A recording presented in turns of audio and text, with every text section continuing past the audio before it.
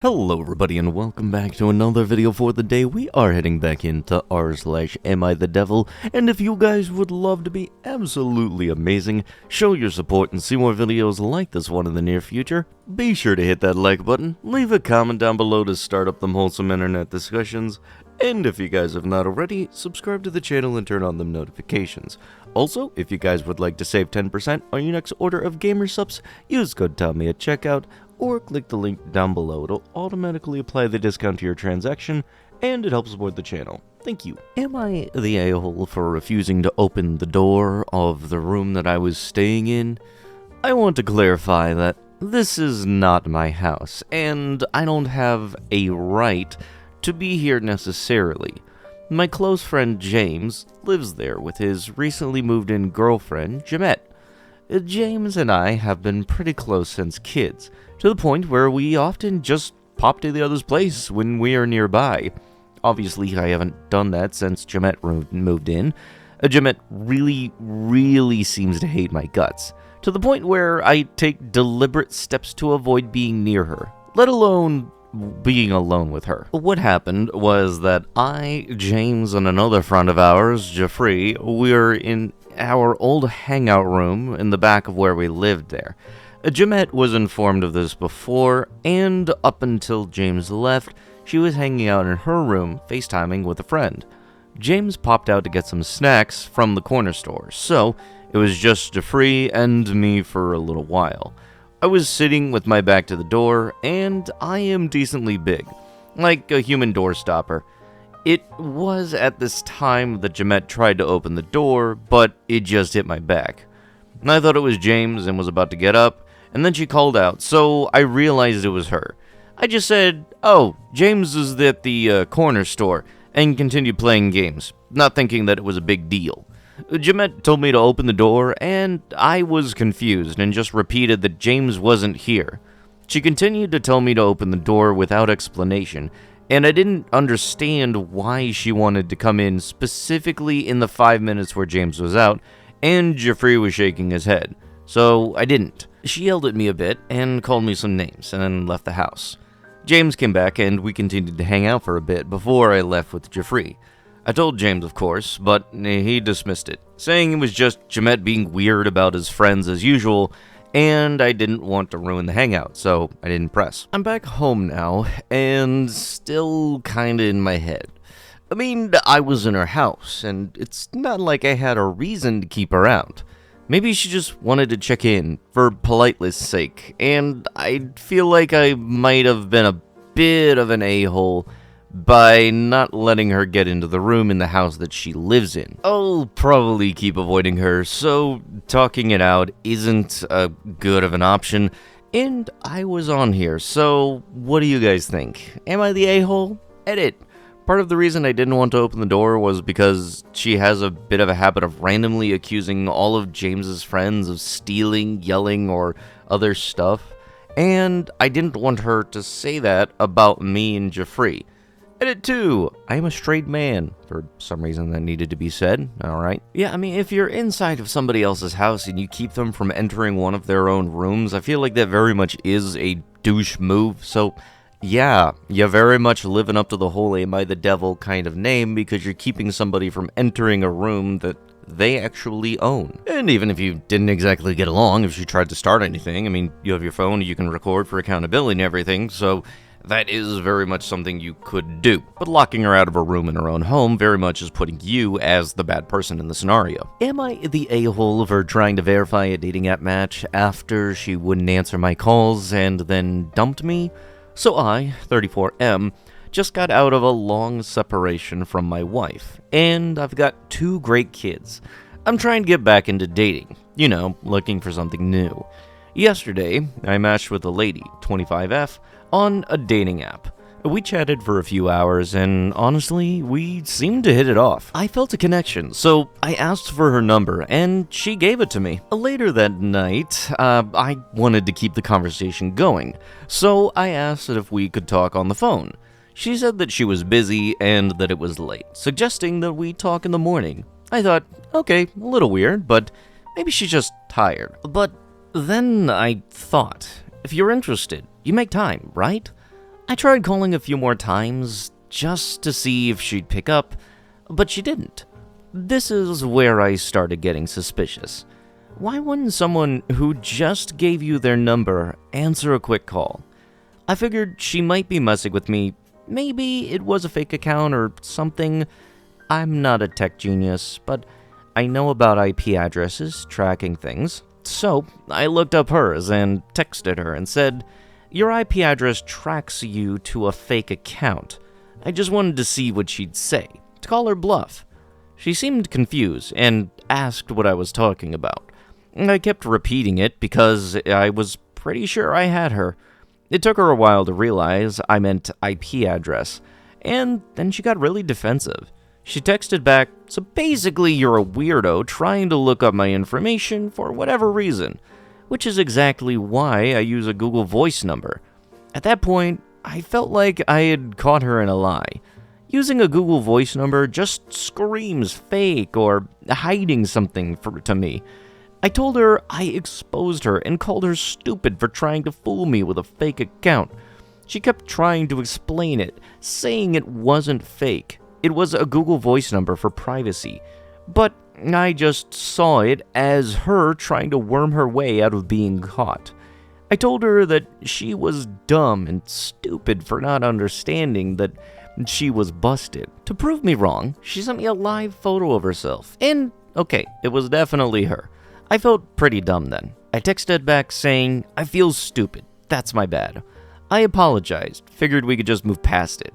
But then she completely shut me down. She sent this long, formal text saying that my behavior was completely unacceptable, calling me disrespectful and controlling, and saying that she was no longer interested. She said it wasn't up for debate. I was floored. After I admitted I was wrong, she just cut me off? I told her that she was weird as heck and had issues. I said that normal people just call each other and don't use fake numbers or fake accounts. I pointed out that we could have talked on the phone and hit it off, but now she'll never know because she's very weird. Am I the a-hole here? I was just trying to protect myself and make sure that I wasn't being catfished. She was the one using a weird number and avoiding my calls. I apologized when I realized my mistake. Is it really wrong to want to verify someone you meet online? Yeah, look, I'm gonna tell you this right now. Google Voice number is still very much a phone number. It's treated as such. It goes through systems as such because, it's kind of like Google might be an official company or something. I don't frickin' know. I might only be new to this stuff. I can understand not wanting to be like catfish, bamboozled, and everything, but saying that a Google number is not an official number and then going out of your way to look up somebody's IP address is just outright weird. And really, if you happen to have a problem with somebody happening to doing something in order to keep themselves safe and everything, then that's not gonna make you look any bit good, or, it might be you're becoming the type of person that would be the reasoning that somebody would have this kind of protection for themselves with a Google Voice number and everything. I can potentially ruin a happy marriage and my own relationship, all because of the loneliness and lack of intimacy. Hi, fellow Redditors. I, 23M, am partnered with an amazing person, 22NB. We are really close to each other. We've been through so much. War, immigration, starting our life from scratch on an entirely different land. The problem is, when it comes to intimacy, there simply is none. They've grown up in a bad household and witnessed their father doing horrendous things to their mother a few times, which really left a deep scar. We've been together for almost 3 years now, and I've always been trying to explain to them how important the messing around is to me. I'm an idiot. I was warned that I'd have no messing arounds in this relationship, but I still went for it, and we've lived together for 2 years now. They've also tried to make it easier for me by allowing me to have these lewd partners outside of our relationship, but I just wasn't able to find anyone. Seriously. Every time I'm trying to cuddle, I'm catching myself on a thought that I want more, and if I ask, I immediately get a cold reaction from my partner, telling me how awful and disgusting even the idea of it is. At those moments, I really feel unwanted and abandoned. It's like my partner is trying to tear apart something important to me and call me an animal, but I can't end this relationship. They are everything to me. I cannot imagine my life without them. It's like everything has changed from the moment that I met them. But they're not even considering talking to a therapist. So, over 2 months ago, the company I'm working for hired a new employee. A lady, 45 to 50 years old. The girl that held her position before her was rude and mean and disrespectful to me all the time. So, when this lady came to work, I was really surprised about how caring, warm, kind, and gentle she is. She even decided to be my partner during a company quest event, which was also organized by herself. And she's the only person who I feel I can really talk to at work, without any expectations towards me, almost like a caring mother. So, shortly after, I've noticed that I've started falling for her. She may be twice as old as me, and she has 2 kids and a loving husband. I can't really tell from our chats if she is into me or just being friendly with everyone, but I've noticed some kind of chemistry, and the fact that she stops at some points as if she remembers that she has family, but I can feel that there is something in her voice when she talks to me. Just not too sure. What exactly? I'm a terrible person. I haven't told my partner about all of this. They just know this lady is kind, nothing more. I'm also using dating apps to get to know at least anyone, as I don't have any friends, and my partner is literally the only person that I talk to outside of work. I have some unusual interests for my age, and I'm really finding more common ground with people who are much older than me, as if I was born in the wrong decade. The loneliness is killing me. Feel free to judge. Sorry for the long post. TLDR, I'm feeling a lack of intimacy in my relationship, but I can't get myself to end it. And I've started falling for a married coworker who's twice as old as me. So your significant other, who has had some bad things happen in the past, is very much stated what she is not okay with in the relationship. You signed up for the relationship knowing that ahead of time, and then for some reason you have a problem with it and are just, I don't really know why you signed up for a relationship that you knew that you weren't going to be fully satisfied in. And not only that, you're constantly persisting your partner to be able to do something that they are very much not comfortable with. It doesn't seem like that's okay whatsoever. You and your partner have even tried to make, compromises and everything, with the whole being able to mess around with people outside of the relationship thing, and God forbid you happen to not be successful on that and you're not happy. I'm gonna be legit, dude. I feel like you probably would have been a lot happier, and they also would have been a lot happier if you just didn't get into the relationship. Oh, but no, we're so perfect for each other. They are not comfortable doing something that you are very persistent of wanting. Am I the a-hole or selfish for getting food deliveries for myself in my household? I've been told, or hinted at, that I'm selfish for ordering DoorDash/Uber Eats for myself by family members. When I used to live at home with my parents and my older brother, to now living with my older sister plus roommates in a new location, I would order some food. They all cooked for everyone, and I would rarely cook as well. But it's not all of the time I want leftovers, so again, I order food. One time, I had an argument with my brother because I wouldn't immediately give him money for something unimportant. I told him I needed a budget and see what I needed to take care of first before letting him borrow some. But we argued, and when I called out his sense of entitlement, he said that I'm selfish, and an example of my selfishness is when I order food for myself. I apparently never offer anything, even though people do so much for me. I got mad because, yes, my family does a lot of me, and I always remind them of how grateful I am, but he made it seem like I ask them to do things for me. They offer and insist. I always decline help nowadays because, 1, I don't want to be a bother, and 2, when people do things out of the goodness of their heart, or so I think that is, it isn't. Always expecting a payback, so I just do everything myself. Fast forward to right now at my sister's place. I ordered some food, I haven't eaten all day, and I don't feel like eating whatever is in the fridge. So, I just ordered myself a burger. My order was delivered at the same time my roommate came in. I got my food and ate at the table. My sister makes a comment saying, "You're really enjoying your food there." The tone of it just reminded me of this selfish thing. These hints and combos have happened a couple of times in between arguments, and my brother, and right now, so I just don't really care as much anymore. I'm like, yep, I am. She's like, "Why don't you ever invite roommate to eat?" or something like that. Roommate was out all day, so why would I do that? I don't know. All of this is obviously not so serious, but it's annoying. I never ask people to buy me food. I rarely ask people for favors. I never ask people to share food with me. I have a job and money, so I buy and do everything myself. I never even accept help or offers from people because they never do things from the heart. They always expect something back. I learned to never expect things back. Hopefully I provided enough context to let me know. Am I the selfish a-hole? Well, also considering on that caption, the part that they left out is actually that they don't pay rent or anything. Yeah, it'd be kind of nice if you offered, "Hey, would you guys like to go do food? Just be some kind of courteous around the house." No, you're very much living off of somebody else's property, rent-free.